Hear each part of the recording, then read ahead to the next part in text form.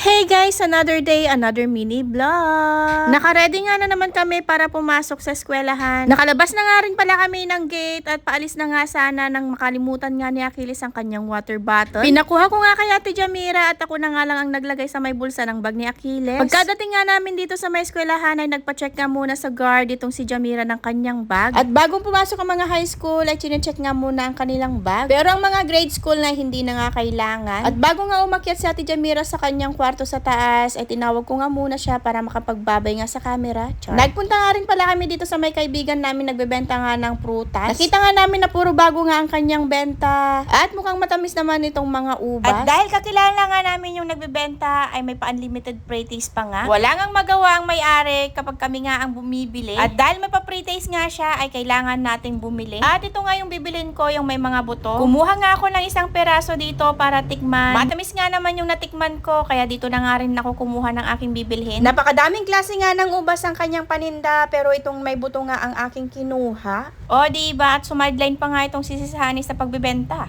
At kapag na ito ang kinuha yung taga-tinda, ay mauubos nga ang paninda nyo sa kakatikim.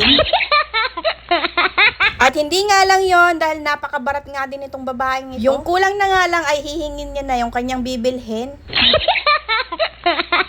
Aba, at isa nga itong nagmamalinis nga din. Mga kaot pre-taste. Yung bibili ka ng 1 kilong ubas pero yung kalahating kilo ay pre-taste ay naapo na lugin. At nang makabili na nga kami, itong sisisani nga ay may sukli nga daw at dito na nga lang daw niya kukunin sa may apo. Ako na nga din ang nagpili para sa kanya. At ang pinili ko nga ay hindi yung maputi para siguradong matamis. Kumuha lang nga naman kami ng isa dyan dahil 30 pesos nga lang ang kanyang sukli. Then naglakad na nga kami papunta sa loob ng palengke. Dahil nakisuyo nga yung isang co-parent namin na kung pwede daw ay ibilhan nga namin siya ng paper plate. Dahil magpapakain nga daw siya mamaya at birthday nga ng kanyang anak. Mas pinili nga namin yung mas makapal dahil mga bata nga ang kakain. Kumuha na nga rin pala kami ng disposable na tinidor. Dahil isa nga din ito sa kanyang pinapabili. Yun lang naman ang aming binili at si Sis Honey nga lang muna ang nagbayad. Bumili nga din pala si Sis Lovely ng siling haba. Nagpunta nga rin pala kami dito sa may bilihan nga ng saging dahil bibili nga daw siya ng 1 kilo. Yun lang naman ang mga pinagbibili namin sa palengke at bumalik na nga rin kami sa may eskwelahan. Hindi na kami dadaan sa may Save More at sa kantin na nga lang din ako bibili ng malamig na tubig. At ayan na nga at for the walking na nga ang mga nanay pabalik nga sa eskwelahan. Break time na nga din ng mga bata at itong si Achilles nga ang gustong merienda ay cup noodles. Mabuti na nga lang din at wala nga daw silang benta ngayon. Kaya naman sabi ko pumili ka na nga lang ng iba. At itong Yakult nga naman ang kanyang tinuro. Sabi ko nga sa kanya ay kainin na nga lang niya yung baon niyang donut sa kanyang bag. May inuwi nga pala kaming Dunkin Donut na galing nga sa bahay nila ate kahapon. Nagbaon nga siya ng 1 piraso kaya ito na nga lang ang kanyang merienda. Kaso nga lang ay sobrang tamis kaya nga nagpunta ako sa kanya para painumin nga siya ng madaming tubig. Nagstay nga muna ako sa kanila at pinanood ko nga ang kanyang mga kaklase na naglalaro nitong pickleball. Pinasubok nga sa kanya ng kanyang kaklase ang paglaro nga nitong pickleball. Pinahawak pa nga niya sa kanyang kaklase ang kanyang lapis para makalaro nga siya ng maayos. First time nga niyang humawak ng paddle kaya tinuruan nga siya ng kanyang classmate. Kaso nga lang ay hindi pa nga talaga siya marunong. Abay umulit pa nga siya ng isa pang pag-serve. At yun lang mga me for today's mini vlog. Thank you for watching. Bye-bye!